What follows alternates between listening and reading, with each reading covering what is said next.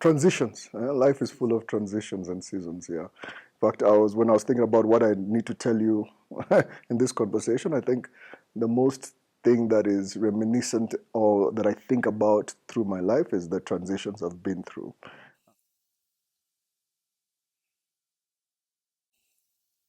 I think it was interesting. One of the big reasons why the transition happened was a lot of the changes we went through during the COVID pandemic, and people, I think a lot of people came to a realization that there's a lot that they need to get out of their lives. Yeah, and many people were questioning themselves, like, is this it? What am I doing? Is this serious enough? Because many of us had the occasion of having people close to us who either passed on or got very sick, or you're just limited in terms of work, mobility, etc. So you had a lot of time to think, reflect.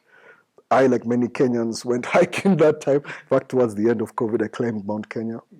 Yeah, and so it was in that time that I had a lot of time to reflect again on um, who am I as a person, how far have I come on my journey, and I've been driven by the same mission since I was a young person. I'll get to that a little bit later.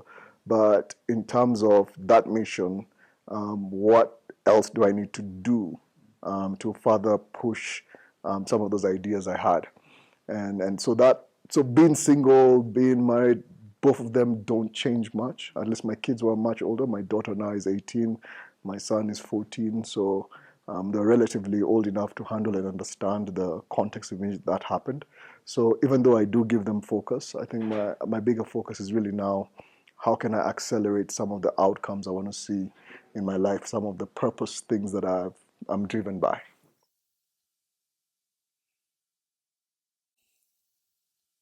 One of the big things is that I am very conscious about social contracts. Yeah, I think the way we've established the social contract of marriage needs a new visioning. A new visioning. Yeah, it needs an update. We need to rethink how do these two people come together?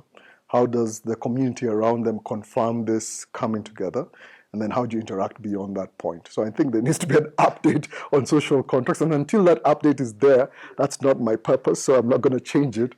I don't believe that I will be seeking out another similar kind of arrangement. But I do have a partner that I am with. She's someone I knew from a long time ago.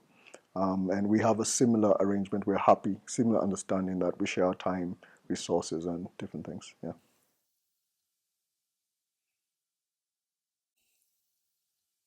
I agree. I mean, the reason I'm using partner is because I think girlfriend is a bit old. I'm too old to say I have a girlfriend. No, I have a chick. I have a chick.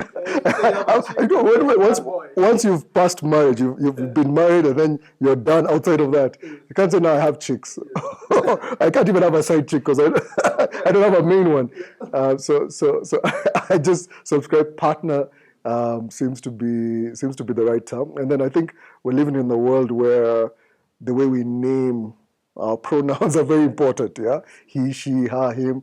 So I think partner is more encompassing. People will ask you, okay, what is partner? Is it partner in terms of what's their gender, etc. So it gives you room to say, yeah, it's my partner. Yeah, so I think it's more representative. There's no social contract. There's a contract between us. There's an agreement between us, and that's a partnership. Yeah, I see it in those terms.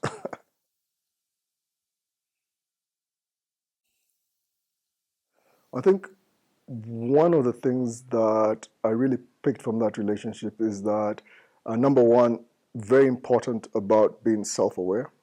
You really have to understand who you are, what you like and dislike, and then secondly, how you are changing over time.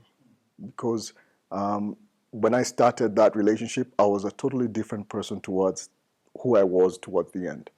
There are so many things, and so was my partner. There are so many things in life that, as I mentioned, transitions that you go through and seasons that you pick up some habits, some virtues, some values that change who you were originally. And if you do not find a space where you can communicate and bring those areas together, then of course it'll create tension of different sorts. So I think a big thing is that self-awareness, That awareness that you're constantly growing, you're not the same person from year to year, from time to time. There are things that will change you, that will add from you. There are things that will be subtracted from you, because sometimes you go through life experiences and you get, it's trauma, it's painful, and you lose some aspect of yourself. You either become a bit more defensive and you don't want to look into those gray areas, become a bit more reserved, and other things will make you feel more proud and more excited. And so there are shifts and changes. I think that's the biggest thing that I learned, is that as a person, I'm constantly going to be going through shifts and changes, and they mean a lot. You know, when you're by yourself, you don't notice these things. When you're with someone who's close to you, they experience those changes over time. Yeah, and they can influence a lot of things. Right now, as I mentioned, I'm looking to accelerate my purpose. From a very young age, let me just go back a bit. From a young age, I was born in privilege, as we had discovered from the start.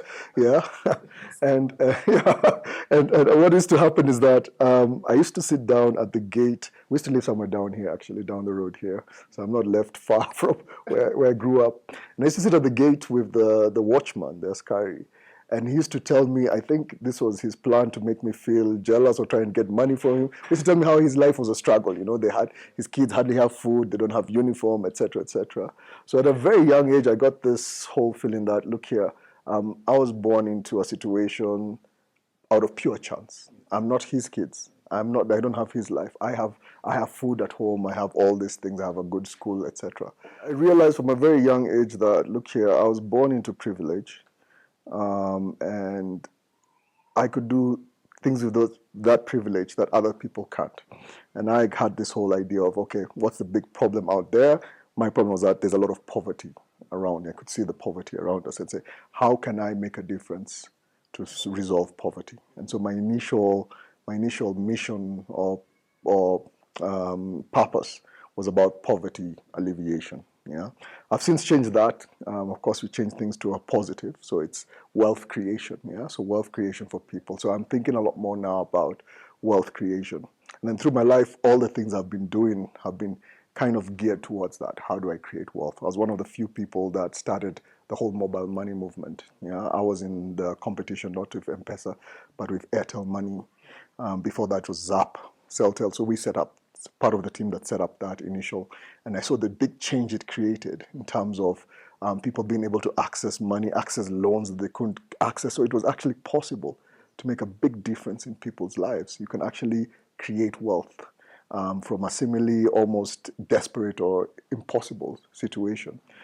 So things like that and various other experiences. I went to China early on in my career, and I saw the rise of companies like Tencent, Alibaba, etc. And you've seen how technology can really play a big difference in making people's lives better. So in my wealth creation journey, what I've constantly been doing is looking at where can I personally invest or support technology to help people. So currently, right now, I'm supporting technology in agriculture to help smallholder farmers get access to the different resources that they need to improve their lives. My other business is in health. So we're looking at technology in the health sector to improve the way health is delivered to people, and create access for people to have their medical records digitally, etc., which will improve the service delivery and give them better lifespan, etc., etc. So thinking around that. In the future, I do see myself doing something around education, because I do feel that there is a need to spur up and improve or complement the current education system with whatever is there in the digital world. So looking at some investments in that area, I don't have to actually be the one to start it. There are a lot of smart people out there. And so it's finding those smart people and say, okay, fine, let's collaborate. How do we work together? I just recently, 2 years ago, I collaborated with some young guy who was doing something in artificial intelligence. So I said, like, that's a space that we need to know about, we need to learn about. And I think that's got another avenue. Actually, what I'm reading here is how AI can transform the continent. So looking at those kinds of investments, and that's where I am right now. It's like saying, how can I continue to add my impact to make a difference?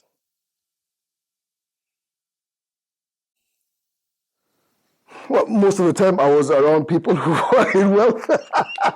hang around people who are much wealthier than I was. But I did, no, I do, I have engaged with people in different strata. I think I've never gotten that thing that hey you're a show off or something like that because I guess I don't necessarily show off or I guess I mirror the situation I'm in. You have to have some level of I would like to say understanding, but I think it's love for people, and I do love people. Any context I go to, I love to see who you are, how you are, what's your experience in life, and how can I touch your mindset to make things better for you. If you talk to a lot of my close friends, they'll tell you the same thing. I'm a human development person. I like to develop people. I'm an unstructured coach. I don't have a system of coaching, but I do mentorship and coaching for a lot of people. So that's the context. And so I never did get this thing of you think you're there. At least not in the context of wealth. Might be in other contexts, but not. Yes.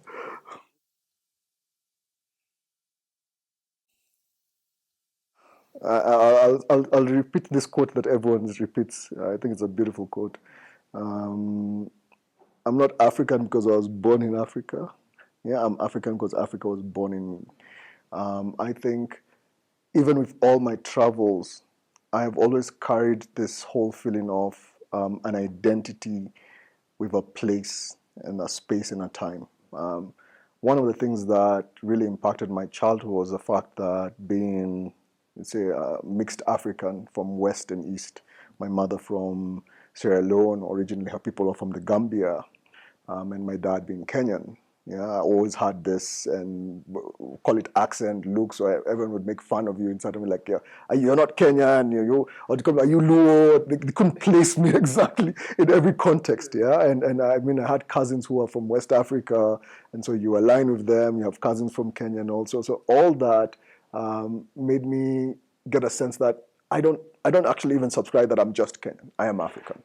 I'd rather say I'm African, and the problem of Africa, the challenge of Africa, is part of my challenge. And how do I solve that for as many people in Africa as possible? So my people are African, and I've never had an identity crisis of not being African. And it helps that I'm actually I'm a dark-colored person, so it also situates you.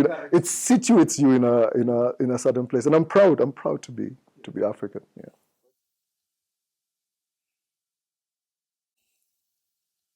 I was adventurous. I remember going. There's a river back here. It's now become a bit of a swamp. We used to go and look for fish or tadpoles. I don't. We thought they were fish, so we'd go back down. Yeah, do the same stories. Look for those fish. I remember also occasionally we tried to do a little bit of bird hunting with the fayas. That was a bit of fun. We did, of course, the usual shake in the estate area. Yeah, those are things. Adventurous. I'd love to go and see places, take walks around. So my friends would live. Those days would travel as young people quite a bit of a distance. I would stay. I would be here. One of my friends would be in Lavington, so he'd walk. Maybe it's quite a bit of a walk. Someone else would be closer to Kileleshwa. So we used to walk around this area. It was much safer and there were less vehicles, etc., less matatu. So it was easy to walk around and have friends from different locations. Yeah, so I was a lot more adventurous, really. Yeah, a bit sporty, but sports really grew a lot more towards when I got to now high school, when I said I'll redefine myself completely. In primary school, I was a bit shy, quiet, or a bit reserved, large because again I couldn't place myself.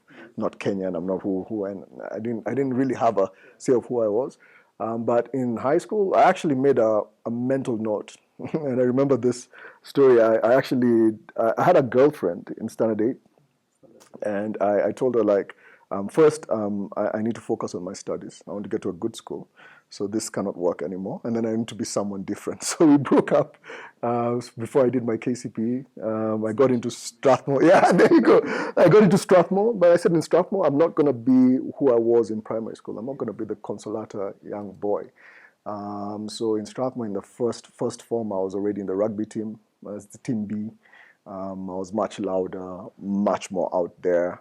By the time I finished Strathmore, I was the sportsman of the year. I'd held the 400 meters record for maybe over 10 years after I left. I'd played basketball, rugby, athletics. So I was quite out there, and I'd made a big name. It was quite interesting. I met someone in a university training recently. She was a lecturer actually in University of Nairobi. She was telling me, "Are you Gatabaki?" You know, the time I had a Gatabaki in Strathmore, they were calling a prize for everything, and there was like this Gatabaki's name was called like 10 times. "Do you have like brothers?" I said, "No, that's me." That's me. I went and look at it now, but that was me. Yeah, so I was very, very athletic, and maybe that was one transition that it could have been different. Yeah, I could have gone more into athletics and maybe taken a scholarship in sports, but I went in a whole different direction. Which those transitions that you see in life and those different pathways. But yeah, the path that I'm on is the right one.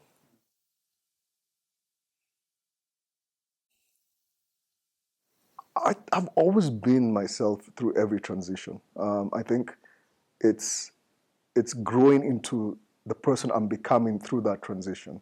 Because from the first one between primary school and high school, deciding that I'm going to be a louder person, I'm going to be out there, I'm going to be known and not the quiet boy.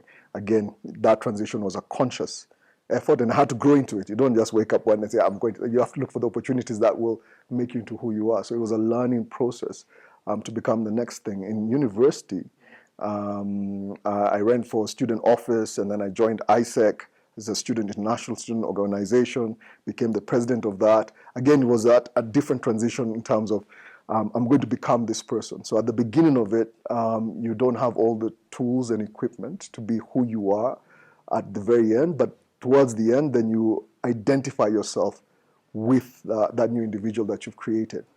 And yeah, I'm in another transition right now that's bridging a lot of the things I've learned with the creative elements of who I am. Perhaps I'll be a writer, like yeah, or maybe a public speaker or something else. But I do see that the next transition would have a lot of focus on more leadership and teaching. But I'm still young. I'm still young. There's still a way to go. There's still a way to go. Yeah.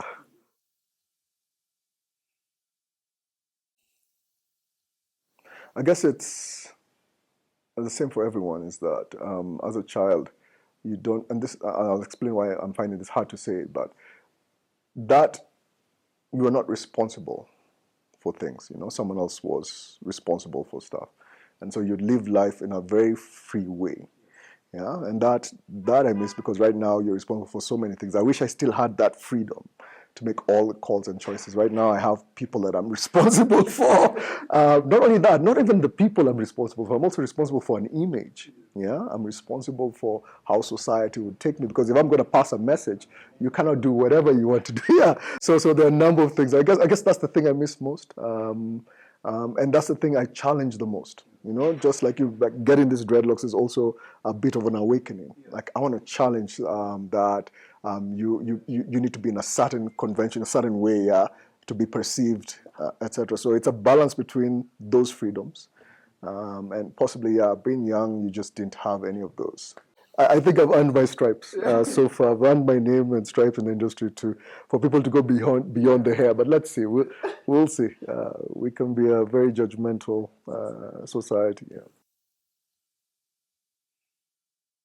I've always been called Baki, which is just the last bit of Gatabaki. Yeah. No, Gatabaki, Baki. Yeah.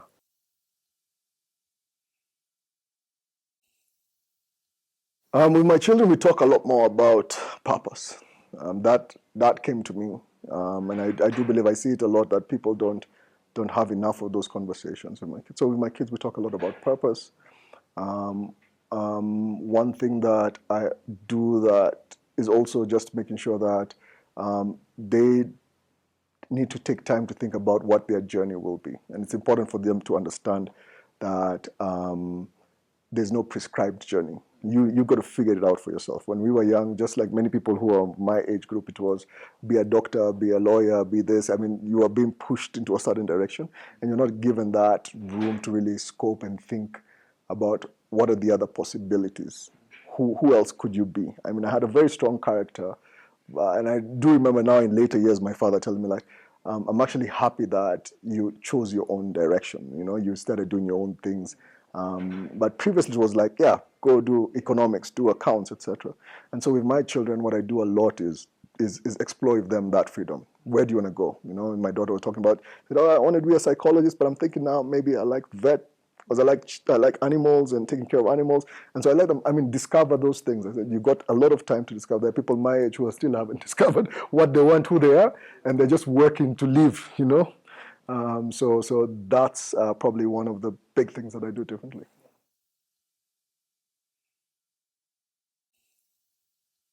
Well, we addressed this. I have more time to explore things by my own.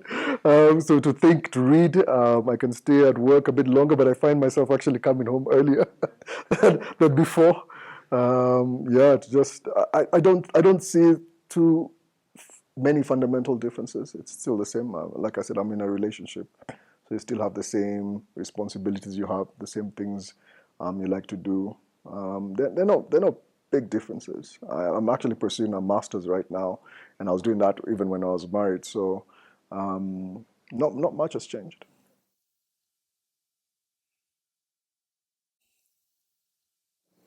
I think it's this spirit to make a difference. It's been there. It's been there since I was a young person.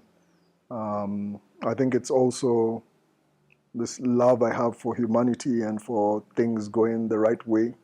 I've had that since I was young. I always wanted things to be good for everyone, and I don't think that's changed at all.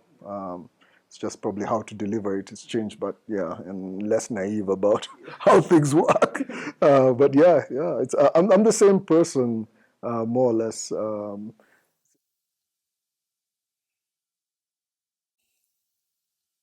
Yeah, I had my wild side. I'm supposed to be the sportsman of the year in Strathmore in my year in Strathmore High School. My name was removed from the board. I'm not going to allow you to do the research on why. But yes, wild enough to get your name removed as the sportsman of the year, elected by the people, removed by the institution. I'm the people's sportsman of the year. So there you go. There you go. Yeah.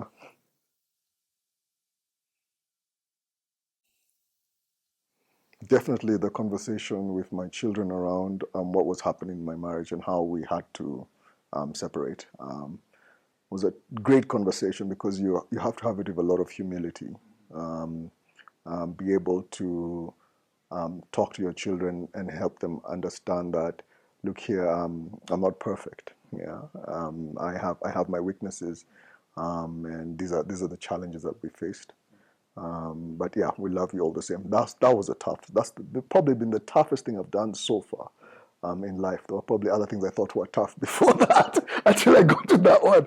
And I'm hoping there's no more. I hope that was a training for the hardest part of my life, and everything else now is going to be easier uphill. But yeah, that was quite something. Yeah.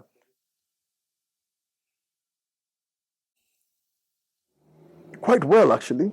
My son was quiet about it. My daughter, of course, being older, and being a woman as well herself, was able to just understand the situation. She actually said, "We love you both, and we want you, both of you to be happy." So it's important. So there was a good level of understanding around it. Yeah. So I think it was good.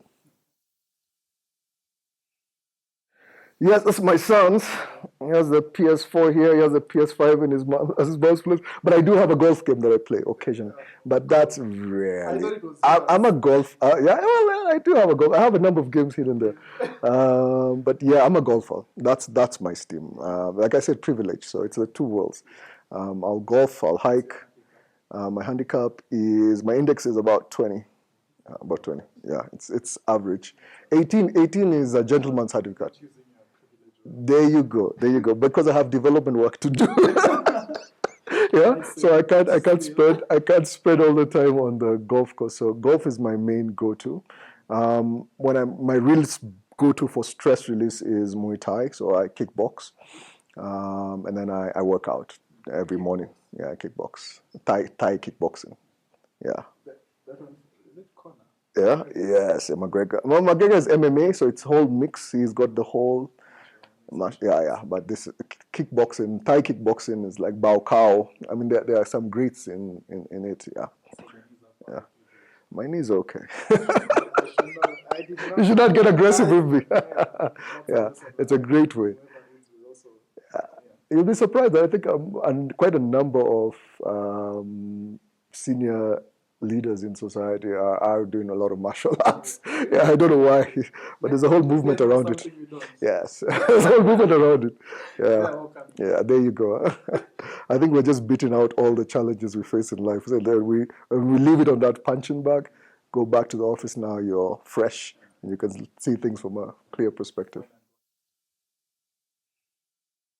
I was quite interested. I was influenced by a good friend of mine. One of my colleagues at work actually was doing that. He's quite good. He even went to Thailand to learn a bit more. So I said, hey, this sounds interesting. So I picked it up. It was about 4 or 5 years ago. Yeah, and then once I just did it once, I fell in love with the sport. So I do it occasionally. Yeah. No, no, no. Yeah, that's the last thing you want to do. In fact, what do they say? With great responsibility, or with great power comes great responsibility. Yeah. So the more you know how to deliver, there you go. Yeah. The more you know how to do something, the less likely you're going to use it, abuse it. In any way. No, do not fight. Yes, definitely. He's so much. He's a soccer. Like most of the young generation right now, he's one of those people who love soccer. So he's so much better than me. It's embarrassing to play with him. But I told him he's an expert in his world. He's actually all these kids are on this program called Roadblocks. This whole system, and he's created his own game that they even paying him money. They're even paying him money because people are coming onto his game. So I feel like, wow, okay, that's a different world altogether. He's a techie, and then he's a wizard in soccer as well. I definitely will be seeing him playing in one of the big leagues in the next few years. He's 14, but he's already the signs are showing that wow, this guy is about to be something great. Exactly that everyone can be a master in their own world. Like you can sit with, we don't even know half of the things these young people are doing. Yeah, there's a day I caught him watching some YouTube channel that was talking about very existential things. Like how particles behave in these particle accelerators. I was like, why, why are you watching that? I feel like it's interesting. Like I just want to know about science and all that. So I think we're hard on our kids thinking they're just joking around and playing, but they're actually watching and seeing some serious stuff. And then he was just telling me about, oh, so who's this? It was some guy who was presenting that show. And he just actually broke it down to me that this guy makes money from getting people to come onto the show. And he was explaining to me the whole economics of around how that business is working. I'm like, this 14-year-old kid does this. And I'm trying to tell him, like, let's play Monopoly so I can teach you about money. Like, no, they're learning about it in a different world. They're living in a whole different world. I think in the world that we live in today, young people can actually start making income from that very early age. They can. I hear there are millionaires who are 12, whatever, on TikTok and all these systems. Yeah. So there are a lot of positive things that social media has brought, and that's what I learned from them. It's like he's an expert in his age category, and I could never be as good as him understanding someone who's that age. So getting to learn about how they think and how they see the world, I sit down and that's what I take it from him, from all generations actually. It's actually really learned that, hey, people who are there right now can see things that you will never be able to see because you've just, you're of the time when we used to call dating pushing. I want to push with you. Yeah, let's push. We're pushing it. Yeah, go to the let's push. So what are you doing? There you go.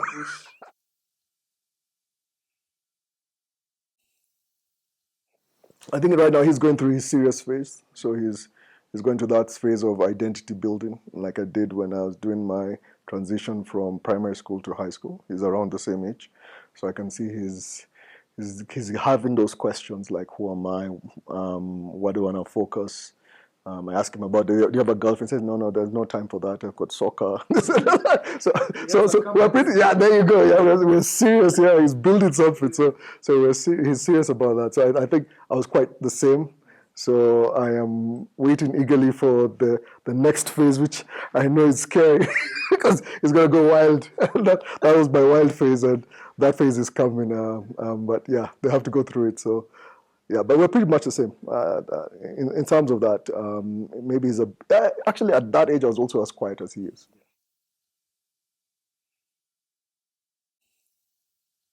Oh, I love both my kids. They're so different.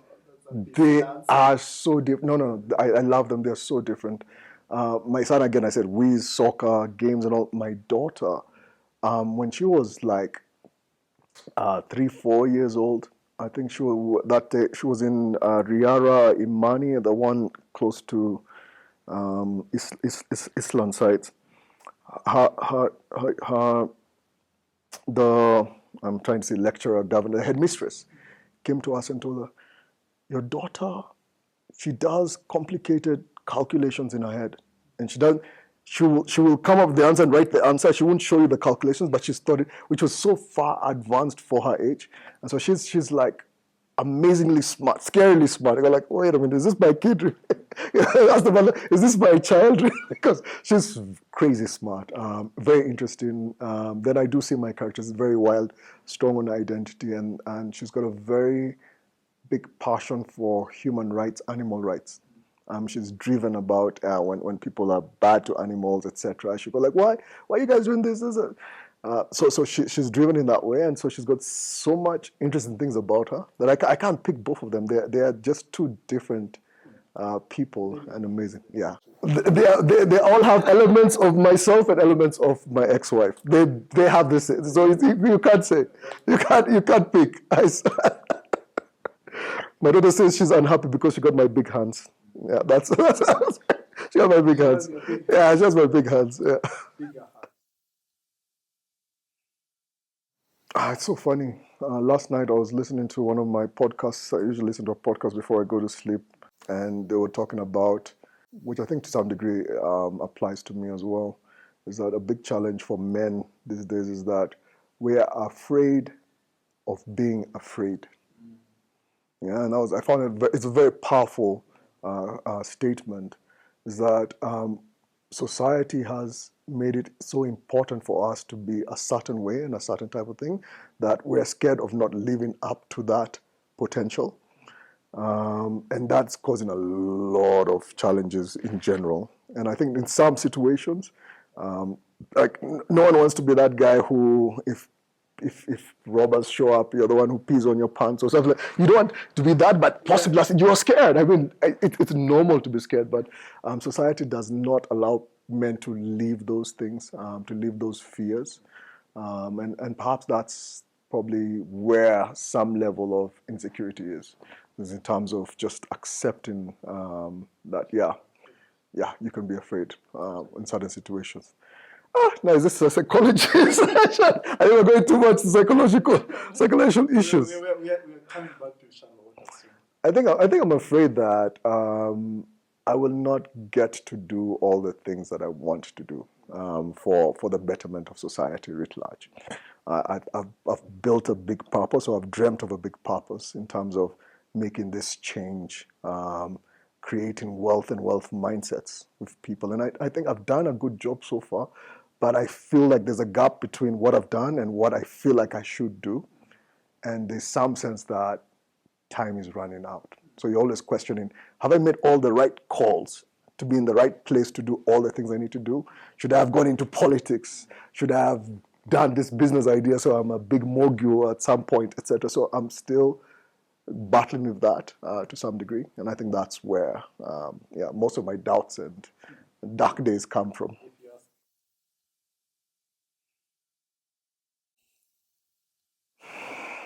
We don't have a ritual per se. I mean, we do sit down and share our life stories, share where we are at different points. We used to do that a bit more before. Now I'm trying to get into the habit of I'll go around and play around with my daughter, a round of golf, and then have her share with me what's going on in her life, what is she experiencing, and I'll share back my own experiences and thoughts about what she's going through, and to the extent that I can give my example, for her to have some guidance or some perspective in terms of how she can deal with those issues. With my son, we go. I take him for soccer nearly every Saturday. He goes for his soccer practice, and we get to talk again about, yeah, okay, how's your soccer doing? Those are our rituals, really, just that trip to the soccer place to really talk about, and then we have that time to really be together, talk about. First of all, we start with his game, like what he liked, what he did well, what he didn't do too well, and then we start relating that into other things in life. Yeah.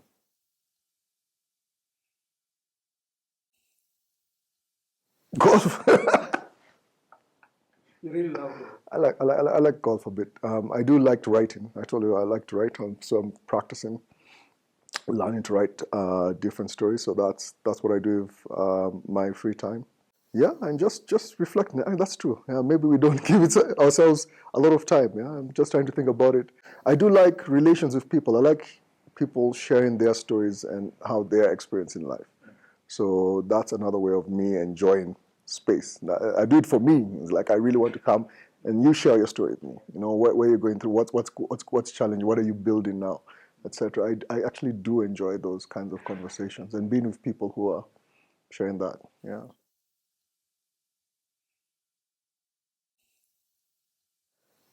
We all want time, huh?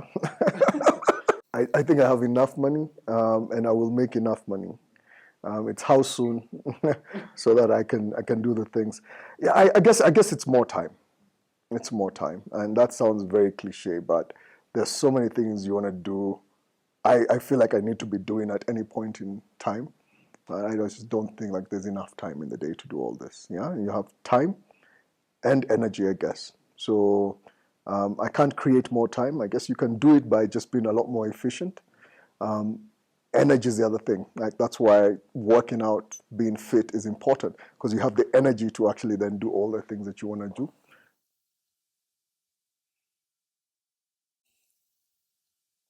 Mostly work. It's mostly work. Yeah. Either I'm working for the NGO, and working for the NGO is a lot. It's not just about managing our global approach around digital agriculture with the team. It's also representing the program in different fora. Yeah, so I'm in conferences, I'm in seminars. It's also building your capacity to talk about those issues and articulate those issues in the right way. So I was in the food fellowship with Idera, and so you're understanding how the food system works. And there's a lot of travel involved in it. So work is probably 80% of my time. And then the other 20% you have between family and your little hobby of golf. That's why I'm not so good. Once a week you play a game, and being with friends. Listening to you, you come across as It's I think it's a bit premature, or anyone who tells you they have it all is probably lying, and or they just do not know themselves. I think if you have it all, then you have no reason to live, no reason to be here. You have to constantly be learning, or you're just too arrogant and full of who you are. Yeah, so I don't think you can have it all.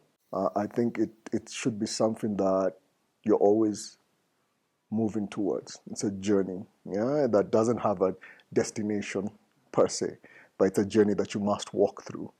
That's how I tend to look at it.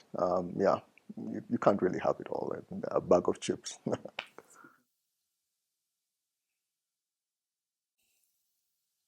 ships. No, I'm not. But that was what that's. I love going for um, this festival in Kilifi over New Year's. So the coast, water is important to me. Actually, water has a lot of symbolic value to me. So I like being close to the ocean or close to a lake, etc. So some people say they want to go to a forest or a mountain, etc. I'm a water spirit. So because I'm even wearing blue. There you go. There you go. I'm water. So that reminds me. Yeah. You need to, when you look at it, say, hey, you need to get to water. Yeah. I'm a, I'm a damn good swimmer. I'm a damn good swimmer. Medal holder. Like I told you, I was a very big sportsman. Yeah. Backstroke in primary school, I'm a good swimmer. Actually, the whole family is a good swimmer. Actually, me, my brother is a good swimmer. Diallo, my sisters are good swimmers as well. Yeah, yeah.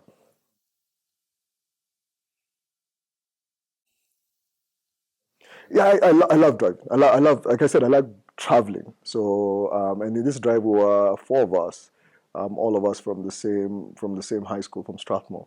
So it was a great drive down, and the great conversations. We were just reminding ourselves of the good old days as we went down the road. Yeah, so I do like driving. I'll drive to the coast, drive to Naivasha.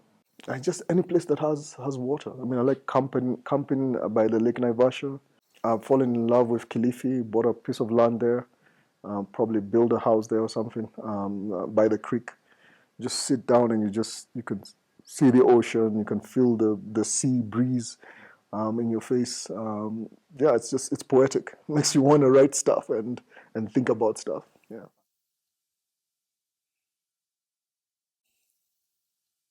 People will tell you there are many things that I'm quite arrogant. I love many things about myself. I think I have the ability to understand complex patterns and translate them into simple ideas.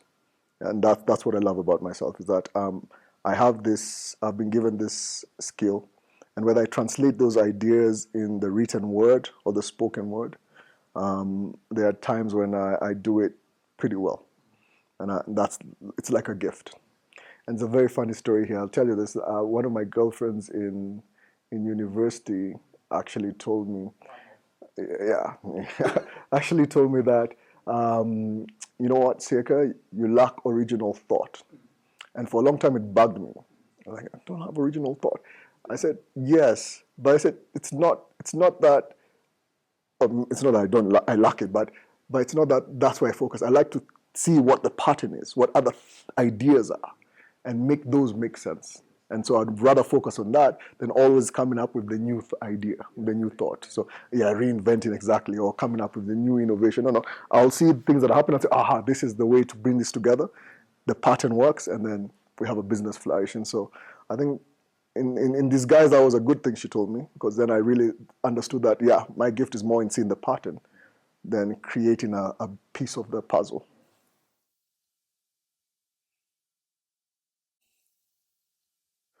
Very good. Actually, today morning I was just changing my soundtrack for working out. Um, T Pain, Minor, all of the. Yeah, is it? Yeah. All of the above. Yeah, you go. Yeah, all Tell of me the why above. you Yeah, say yeah. There you go. There you go. That's the one that I'm listening to. Yeah, it energizes me. Yeah.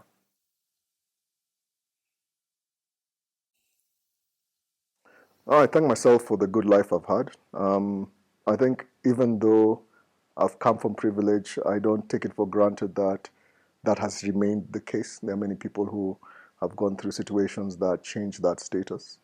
I thank myself for following through on this vision and passion and just being true to what I believe. And thankfully, the journey that I've been given is a journey that's within my means. Yeah, I've not really come through a situation in life that was completely extremely challenging. You know, everything has been within my means. I've been able to see the light, and I say this because I've seen many people who have not had that opportunity, who have gone through the ups and downs, really big downs in their lives, and would rather have seen um, a better outcome. I'm also thankful for the support I've gotten from family and friends. I have a lot of people who are close to me who would like to see me succeed and just like being around who I am as a person. Quite thankful for that.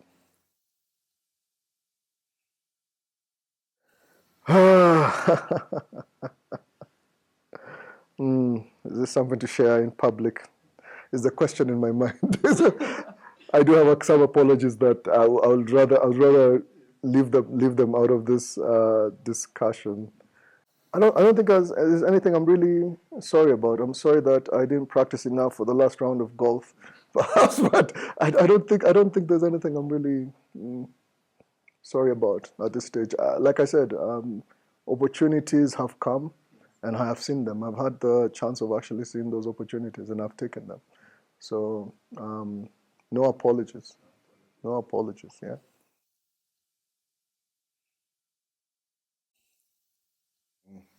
wouldn't say the cliche. Yeah, wake up at 5 a.m. and start your day working out. I think we are living in a world that is governed by scientific thought, and scientific thought, as good as it is, and I am probably a practitioner of that, does not always answer all the questions that you need to answer. So I would say, as a hack, find a ritual that allows you to contemplate your existence in a different way, you know? So whatever that ritual would be, meditation, whatever it is, but find a ritual that allows you to contemplate life and your existence in a completely different way without going through a hypothesis of things, etc. I think I find that's opening, that allows you to see a lot of the things that you don't see usually. I do something quite interesting. I actually play with tarot cards. And I don't do tarot cards because you necessarily believe that they tell you the future, but they are descriptions of possible outcomes that could happen in anyone's life. And if you look at them and you start to reflect, okay, how does this outcome impact? And how am I seeing myself through that perspective? It allows you to then open your mind into a way that I wouldn't have had that thought if I was just sitting down and thinking about life. It just gives me a different thing. Why have you thought about this? Have you thought about that? So find some ritual, whatever it is that tickles you, that allows you to think outside of the conventional way. That would be my hack.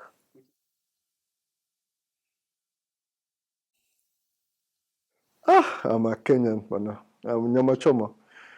Nyama Choma in Nairobi by the ocean. I love my seafood. So I'll do my seafood. I'll do my oysters, calamari, etc. Yeah. But I love my meat. I love my meat. Yeah. Never been vegetarian. I've been pescatarian. So I went fish only for some time. And that was the COVID time again when we were all experimenting different things. But I went back to my meat. It'll be alcohol. And now I'm in gin and I'm moving more to tequila. Yes. And I take it neat with ice and a slice of lemon.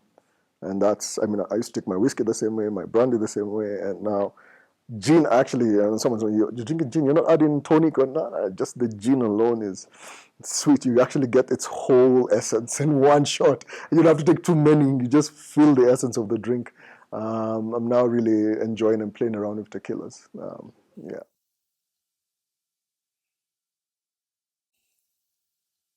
Everyone I know, you should know.